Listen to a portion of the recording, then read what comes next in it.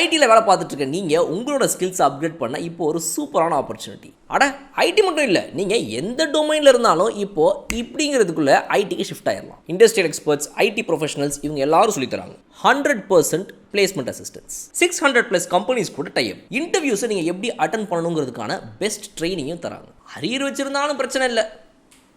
ராஜலட்சுமி எடுவர்ஸ், சென்னை. ஸ்கிரீன்ல தெரிகிற இந்த நம்பருக்கு கால் பண்ணுங்க. Details in description. Welcome to பாஸ் கீஸ் RRR. வணக்கம் சார். வணக்கம் பாலா அவர்களே. வெல்கமிங் கலர் கண்ணாடி ஃபேன்ஸ் டு RRR. சார் ஒரு நல்ல பஞ்ச் போட்டு நீங்க ஆரம்பிங்க. ஆனா பஞ்சா தான் மேட்சே போகுது. அவங்க வாயில அவங்க குத்துறாங்க, அவங்க வாயில இவங்க குத்துறாங்க. நீங்க யார் வாயிலாவது குத்துங்க சார். மேட்ச்ல தான் ஆல்ரெடி ஒரு பஞ்ச் எலக்ட்ரானிக் வெஹிக்கிள் ஒன்று இருக்கு, எலக்ட்ரிக்கல் வெஹிக்கிள், அது ஒன்று இருக்குது. நம்ம பஞ்ச சொல்லிடுவோம். அதாவது பாம்பே அல்வா அதெல்லாம் கேள்விப்பட்டிருப்பீங்க.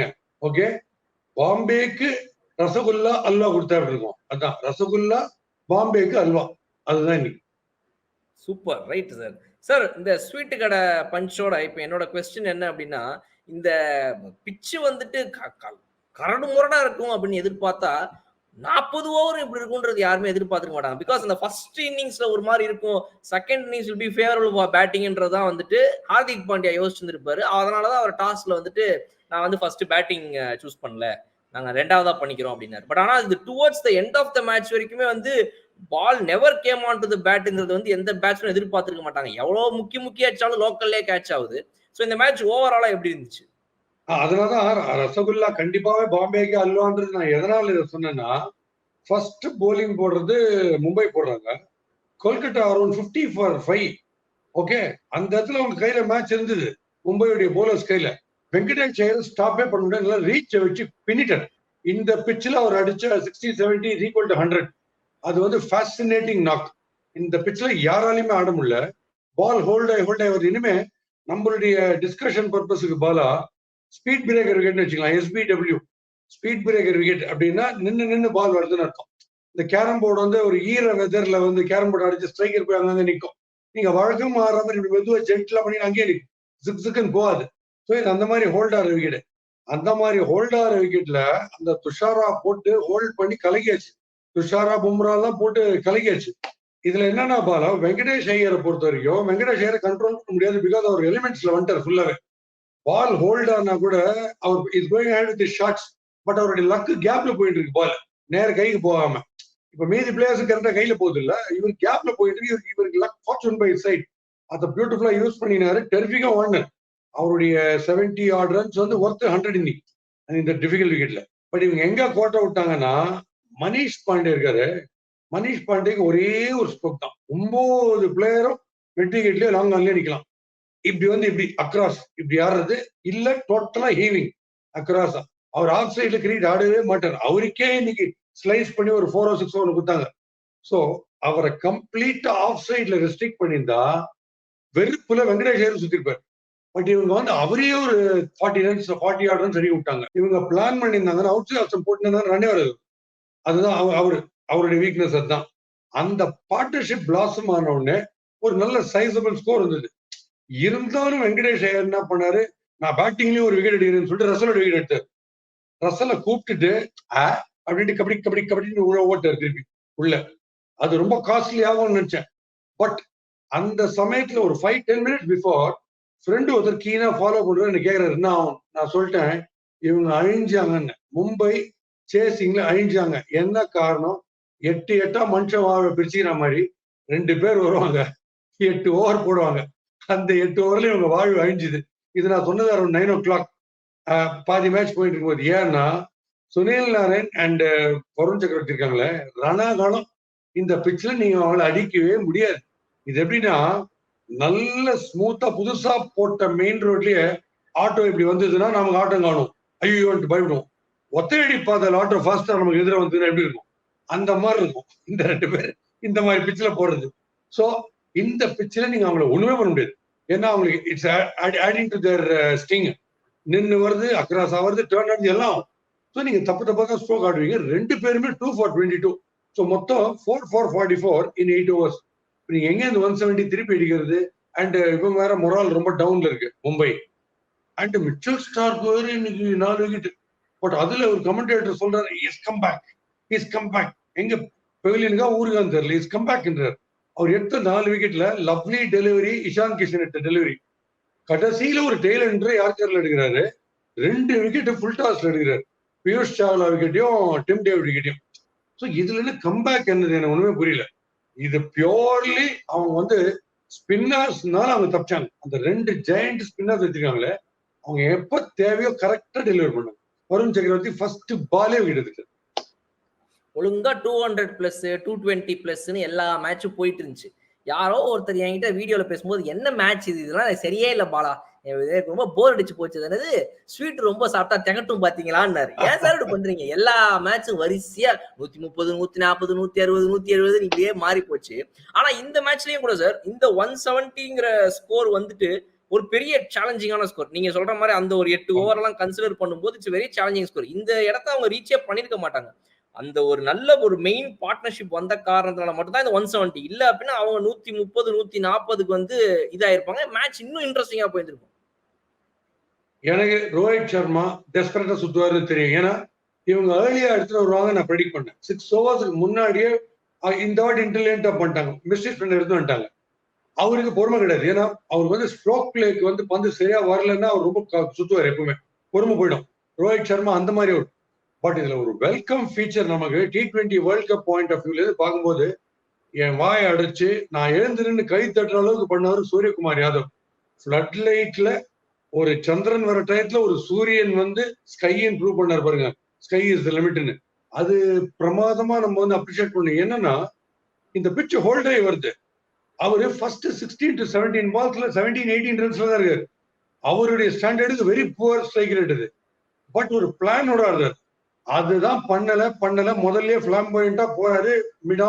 மிட் ஆஃப் கவர்ஸ் ஷார்ட் விக்கெட்லயே அவுட் ஆயிட்டு சொல்லினே இருந்த பாருங்க. இன்னைக்கு எதிர்ல விக்கெட் அப்படி உயர்த்துட்டு பார்த்தாரோ என்னவோ தெரியல. கொஞ்சம் செக் பண்ணினார் ஸ்ட்ரோக் பிளே பண்ணிட்டு திடீர்னு ஒரு அந்நியனா மாறினார் அந்த வைபவோடைய ஒரு ஓவர்ல. அப்பதான் தெரிஞ்சது ஆஹா நம்மால வந்து அக்ளமேடைஸ் பண்ணினார் பியூட்டிஃபுல். சோ இந்த மாதிரி அட்ஜஸ்ட் பண்ணார்னா he'll be the number 1 star T20 world கப்ல. நீ வேணா எடுத்துங்க இந்த வார்த்தையை, இதை ரெக்கார்ட் பண்ணி வச்சுங்க இந்த விஷயத்த. அவர் எங்க போய் அவர் போனா மேட்ச் அவுட்னு தெரியுது. அவரு டிம் டேவிட்ல, இவர் போனா பாதி அவுட், டிம் டேவிட் போனா மேட்ச் அவுட். அப்போ திடீர்னு என்னாச்சு, அந்த ஒரு கொஞ்சம் ரன் 2-3 பால் வரலன்னு இப்படி நிக்கிற ஆளு திடீர்னு போய் ஸ்கொயரா அந்த எல்லா பாலுமே யாருக்கிற தூக்கி பிளிக் அடிக்கலாம் ஸ்கொயர் லெக்லன்ற ஒரு பொசிஷனுக்கு போனார் பாத்தீங்களா. அதுல டிப்பிங் ஃபுல் டாஸ் போய் இப்படி ஸ்கொயரா மாட்டினார். அதுல ஃபுல் பவர் கொடுக்கவே முடியல. அதுலதான் அவர் காலி. டிம் டேவிடும் ஃபுல் டாஸ்ல அவுட். 2 ஜெயண்ட் ஹிட்டர்ஸ் ஃபுல் டாஸ்ல அவுட். சோ அங்க போச்சு மேட்ச். எஸ், எனக்கு தெரிஞ்சு இன்னொரு 2-3 மேட்ச்சுக்கு அவ்வளவுதான் பிரேக் விட்டுருவாங்க. இந்த மாதிரி பிட்ச் எல்லாம் எடுக்கக்கூடாதுன்னு சொல்லி. ஏன்னா இதே மாதிரி எல்லா மேட்சும் போனா அப்ப போர் அடிச்சிருன்னு சொல்லி இப்ப திரும்ப மறுபடியும் இந்த 200 220 பிளஸ் பிளாசிட் விக்கெட்ஸ் எடுத்து விளையாட ஆரம்பிச்சிருவாங்க அடுத்த ஒரு 4 மேட்ச்க்கு எல்லா டீமும். மேட்சோட ஃபர்ஸ்ட் இன்னிங்ஸ்ல முதல் ஓவர்லயே வந்து ஒரு சூப்பர்பான விக்கெட். அது வந்து கேட்ச். 2 பேரும் முட்டி மோதி அடிச்சு நீயே நடுவில் வந்த நாயே நடுவில் வந்தன்னு பேசி அதுக்கப்புறம் தான் ஒரு ஆள் அதுல பிடிச்சாரு. அந்த high catch with 2 fielders coming in, அதை பத்தி கொஞ்சம் சொல்லுங்க. சால்ட்டோடைய ஸ்ட்ரோக் சொல்றீங்க, அந்த ஹை கேட்ச். திலக் வர்மா போறாரு கேட்சுக்கு. பின்னாலே அந்த பக்கத்துல இருந்து நமன் வர்றாரு நினைக்கிறேன் இந்த கேட்சுக்கு. ஓகே, இப்போ நீங்களும் வரீங்க, எப்படி நீங்க எனக்கு எதிர வந்துட்டு இருக்கீங்க, நான் உங்களை நோக்கி வரேன். நம்ம 2 பேருக்கு நடுவில் கேட்ச் வந்தா ப்ராப்ளம் இல்லை. பிகாஸ் என்னால பாலையும் பார்க்க முடியும், உங்களையும் பார்க்க முடியும். நம்ம 2 பேருக்கு நடுவில் வச்சு உங்களால என்னையும் பார்க்க முடியும், பாலையும் பார்க்க முடியும். இது ப்ராப்ளமே கிடையாது. பட் இதுல இந்த திலக் வர்மா எப்படி ஓடி வர்றாருன்னா இப்படி பார்த்துன்னு வர்றாரு. அவரால் பாலை மட்டும்தான் பார்க்க முடியும். வேற ஆள் யார் வரன்னு அவரால் பார்க்க முடியாது. பிகாஸ் அவர் இந்த பக்கம் திரும்பிட்டு இருக்கு முகம்.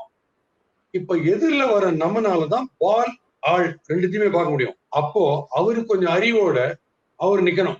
பிகாஸ் ஹி நோஸ் தன்னை பார்க்காம ஒரு ஆள் ஓடி வந்துட்டு இருக்கான் தன்னை நோக்கின்ட்டு. இல்ல எதுக்கு போய் மோதினார் அவரு, விட்டுருப்பாங்க அந்த கேட்ச. இவர் பியூட்டிஃபுல்லா புடிச்சிட்டாரு. சோ ஒருத்தர் வந்து வேற எங்கேயோ டைரக்ஷன்ல பார்த்துட்டு பாலை பார்த்துட்டு இருக்கும்போது ஃபீல்டரை பார்க்கறதுக்கான ஸ்கோப் இல்லைன்னா அந்த ஃபீல்டர் நோந்தணும் இந்த லைனை விட்டு. அவங்க வந்து மோதினாங்கன்னா அவங்க மேலதான் மிஸ்டேக். ஆக்சுவலா பார்த்தா அவர் பிடிச்சிருக்கலாம் அந்த கேட்ச், அது வேற விஷயம். பட் இவர் ஃபுல்லா வந்துட்டார் பால் கிட்ட without noticing this fielder charging towards him. அப்போ அந்த இன்னொரு ஃபீல்டர் அமைதியா லைன் விட்டு போயிடணும். இதை சொல்லணும்னு நினைச்சா கரெக்டா கேட்டீங்க. ரைட். ஸோ அப்போ வந்து நீங்க சொல்றது என்னன்னா இந்த மாதிரி மட்டும் ஒரு தப்பை அவங்க பண்ணி அது விக்கெட்டா போகாம இருந்துச்சுன்னா ஃபில் சால்ட் இன்னொரு ஒரு எக்ஸ்ட்ரா 30 ரன் கொடுத்து 200 போயிருந்தாலும் போயிருக்கும் இன்னைக்கு. கரெக்ட். இது வந்து டெய்லி டெஸ்ட்லாம் இதெல்லாம் ஆச்சுன்னா ஒன்றும் ப்ராப்ளம் கிடையாது. ஒரு மெயின் விக்கெட்ல போய் இந்த மாதிரி ஒரு பேசிக் தப்பு போய் பண்ணீங்கன்னா கேட்சிங்ல லேவ் இட்ஸ் மைண்ட் சொல்லிட்டு ஒருத்தர் போனோம். அப்ப நீ பக்கத்துல வராதுன்னு அர்த்தம். நம்ம அந்த இடத்துல போய் 2-8 பாடி என்ன இவருடைய சட்டை எந்த விட வெளுப்பா அப்படின்லாம் நீங்க பண்ணீங்கன்னா மேட்ச் போயிடும். இப்போ இந்த மேட்சோட பவுலிங் பொறுத்த வரைக்கும் சார், அந்த சிச்சுவேஷன்ஸ் கம்ப்ளீட்லி வந்து ஒரு பவுலர் ஃப்ரெண்ட்லியா இருந்தாலும் கூட நுவான் துஷாராவோட பவுலிங் ஆக்சுவலா எனக்கு ரொம்ப சூப்பரா இருந்துச்சு பார்க்கும்போது. அவருடைய விக்கெட் டேக்கிங் டெலிவரிஸா இருக்கட்டும், அவர் வந்து ரன்ஸ் ஸ்டாப் பண்ண விதமாகட்டும், is bowling was very good. எனக்கு ரொம்ப இம்ப்ரெசிவா பட்டுச்சு. That's a good point. I'll just add little bit to that. Dushara வந்து நார்மலாக அன்பிரடிக்டபிளான ஒரு action, Malinga type, Pathirana type action ஃபாஸ்டா இன்னைக்கு போட்டுருந்தாருன்னா நிமித்திருப்பாங்க. அவருக்கு சொல்லி கொடுத்தாங்களா இல்ல அவரே பிரெயின் யூஸ் பண்ணாரான்னு தெரியல. கம்ப்ளீட்டா என்ன பண்றாரு, ஸ்பீடா ஒரு 25% குறைச்சிக்கினாரு. இன்னைக்கு நீங்க முதல் 3 பேர் அவுட் ஆனது பாருங்க. போக்கிங், புஷிங் த பால், ஃப்ரண்ட்ல வந்து அப்படிதான் அவுட் முதல் 3 பேர். இவர் அப்கோர்ஸ் ஒரே ஸ்ட்ரோக்கை ரிப்பீட் பண்ணாரு. Ishan Kishan outside leg stump start போட்ட பால் 6 அடிச்சார். ஸ்ட்ரெயிட்டா ஆன் த லெக் ஸ்டம்ப் வந்து காலி. ஓகே, சோ அவர் தெரிஞ்சு பண்ணாரோ தெரியாம பண்ணாருன்னு தெரியல, பட் பியூட்டிஃபுல்லா ஸ்பீடை குறைச்சிட்டாரு துஷாரா. அதனால இவங்க மாட்டினாங்க. உம்ரா வந்து யூனிவர்சலி அக்செப்டட் ஃபேக்ட். அவர் பிஸ்தா. இந்த மாதிரி பிச்செல்லாம் நீங்க ஒண்ணுமே பண்ண முடியாது. உம்ரா போலிங் போட்டாரு. அவர் extraordinary 3 wicket, absolute brilliant bowling. அவரும் வந்து கரெக்டா சுனில் நாராயணுடைய பிரச்சனையை பார்த்து நேர காலில் போட ஆரம்பிச்சார். இப்ப நீங்க வேணா பாருங்க, Sunil Narine outside off stump middle எல்லாம் போட்டீங்கன்னா பின்னிடுவார். நெந்தத்துல இருந்து அவுட் சைட் லெக் ஸ்டம்ப் போட்டீங்கன்னா அப்படியே அடிச்சுவார். ஸ்ட்ரெயிட்டா on leg stump rising towards is rib. அப்படி போட கத்துட்டாங்க. இனிமே அப்படி போட்டு தான் அவர் கண்டெயின் பண்ணுவாங்க. அதை இன்னைக்கு பும்ரா பியூட்டிஃபுல்லா போட்டார். ஸோ இந்த துஷாரா வந்து கொஞ்சம் அட்ஜஸ்ட் பண்ணினார் கண்டிஷன்ஸுக்கு. அதனால அவங்க கையில இருந்த மேட்ச் அந்த பார்ட்னர்ஷிப்ல கொஞ்சம் விட்டாங்க. அது வேற மாதிரி அன்பிலீவபிள் ஸ்கோர் ஆகி போச்சு. 120, 130 ஆல் அவுட் ஆவாங்கன்னு எதிர்பார்க்கிற சமயத்துல 170 ரேஞ்சுக்கு போயிடுச்சு ஸ்கோர். அப்போ சத்தியமாவே இந்த அதான் கரெக்டா வேற 2 விஸ்டேஜ் ஸ்பின்னர்ஸ் சீக்கிரம் கொண்டுட்டாங்க. எஸ் சார், ரோஹித் சர்மாவோட ஒரு ஃபிக்ஸ்டு பேட்டிங் ஸ்டைலா அவர் என்ன வச்சிருக்காருன்னா லாஸ்ட் 2 இயர்ஸ் சின்ஸ் அவரோட கேப்டன்சி இந்தியாவில் வந்ததுக்கு அப்புறமா, அது மும்பை இந்தியன்ஸ் காட்டினாலும் சரி, இந்தியா காட்டினாலும் சரி, ஒரு ஓப்பனரா வந்து அவர் ரொம்ப நேரம் நின்று ஒரு லாங் இன்னிங்ஸ் ஆடுற மைண்ட் செட்டுங்கிறதே அவருக்கு இப்ப கிடையாது. அவர் எப்படி பாக்குறாருன்னா வந்து every batsman should go attack from ball 1. எல்லாருமே வந்துட்டு அவங்க இருக்கிற ஒரு 10 பால் இருந்தாலும் அதுல ஒரு எவ்வளவு ஸ்ட்ரைக் ரேட்டை மெயின்டைன் பண்ணி அழகா ஒரு 20 ரன் அடிக்க முடியும். அவ்வளவுதான், அவுட் ஆயிட்டு போங்க, அடுத்த ஆள் வருவாங்க அடிக்கிறதுக்கு. Because it's very long batting lineup இருக்கிற மாதிரி தான் எல்லா டீமும் இப்பெல்லாம் இருக்குது அப்படின்ற ஒரு மெத்தட்ல தான் அவர் ஆடுறாரு. ஸோ பட் நீங்க வந்து பழைய ரோஹித் சர்மா பாத்தீங்க அப்படின்னா இந்த மாதிரி ஆட மாட்டாரு. He will play for a very slow long innings. இப்போ இருக்கக்கூடிய T20 ஸ்டைலுக்கு மும்பை இந்தியன்ஸ்க்கா இருக்கட்டும், இல்ல ஃபியூச்சரிஸ்டிக்கா நம்ம T20 வேர்ல்டு கப்பா யோசிக்கிறதாகட்டும், ரோஹித் சர்மா இதே மாதிரி வந்து ஒரு குவிக் ஃபயர் இன்னிங்ஸ் மட்டும் அடுத்த ஆள் பார்த்துப்பாங்கன்னு போறது கரெக்டா, ஆர் அவர் வந்து இன்னும் கொஞ்சம் ஸ்டெப் அப் பண்ணி அவர் ஒரு லாங் இன்னிங்ஸை பிளான் பண்ணி ஆடணுமா? செகண்ட் ஆப்ஷன் நீங்க சொன்னது. ரோஹித் சர்மா மாதிரி பிளேயரு அவருக்கு இருக்கிற எக்ஸ்பீரியன்ஸுக்கும் டிஃபிகல்ட் விக்கெட்ஸ்ல ஆடக்கூடிய டெக்னிக் இருக்கிறவர் பொறுமையா எழுந்திருக்கூடாது இந்த மேட்ச்ல. அவர் உண்மையிலேயே சீரியஸா இந்த டார்கெட்டை சேஸ் பண்ணா அவர் சுத்திரக்கூடாது. அவர் வந்து டெஸ்பரேட் ஆயிட்டார். ஏன்னா கிட்டத்தட்ட ஒரு 5 to 6 overs இன் டேண்டம் போட்டாங்க 2 மிஸ்டேக் ஸ்பின்னர்ஸும். அதுல இவங்க பேனிக் ஆயிட்டாங்க. ஏன்னா ரன் ரேட்டும் குறையுது, விக்கெட்டும் விழுது. ஏன்னா இப்ப இந்த வதேரா அவுட் ஆனது பாத்தீங்கன்னாலும், இல்ல திலக் வர்மா அவுட் ஆனதுலாம் நீங்க பாத்தீங்கன்னா, நமன் இவங்கெல்லாம் அவுட் ஆனது பாத்தீங்கன்னா விக்கெட்ஸும் விழுந்திருக்கு, அவங்க ரன்ஸும் அடிக்கல. இந்த மாதிரி டபுள் நெகட்டிவ்ல போய் மாட்டினாங்க. ஸோ அப்போ he had to just swing. அவர்லாம் ஒரு 2 நின்னாதான் இந்த மாதிரி பிச்சில் இந்த ஒரு மாடரேட் ஸ்கோர் ஆஃப் 170 சேஸ் பண்ண முடியும். அவர் போனதுக்கு அப்புறம் சூரியகுமார் யாதவ் தன்னுடைய ஃபிளாம்போயன்ஸை செக் பண்ணிட்டு காம்ப்ரமைஸ் பண்ணிட்டு கொஞ்சம் கிராஃப்ட் பண்ணிட்டு திருப்பி பழைய கேமுக்கு வர வேண்டியிருக்கு. பட் இதெல்லாம் ரொம்ப டைம் கன்சூமிங். டிம் டேவிடாலே ரொம்ப அடிக்க முடியல பாருங்க, ஸ்லோவா போட்டு அடிக்க முடியல, ராங் டெலிவரி தான் போட்டா பிச்சிடுறாரு, அந்த மாதிரி இருந்தது.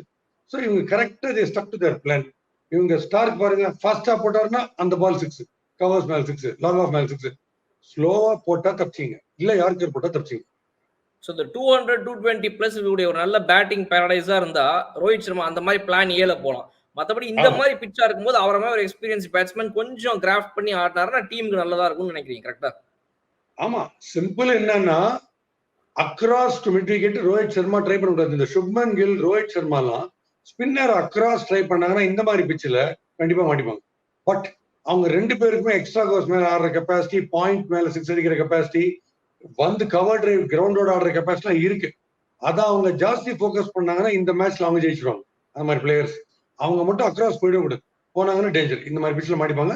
அதுவும் இந்த போடுற 2 ஸ்பின்னர்ஸ் வந்து அவங்க வந்து மிஸ்ட்ரி வந்து கை பார்க்கும்போது ரொம்ப ரெவல்யூஷன்ஸ் வரா மாதிரி தெரியல, ரொம்ப டெட்டா போடுற மாதிரி இருக்கு. பட் ஆஃப் த பிச் நீங்க பாத்தீங்கன்னா நெகோசியேட் பண்றது ரணகாலம், நிறைய வேதனை இருக்கு பேட்ஸ்மேன்.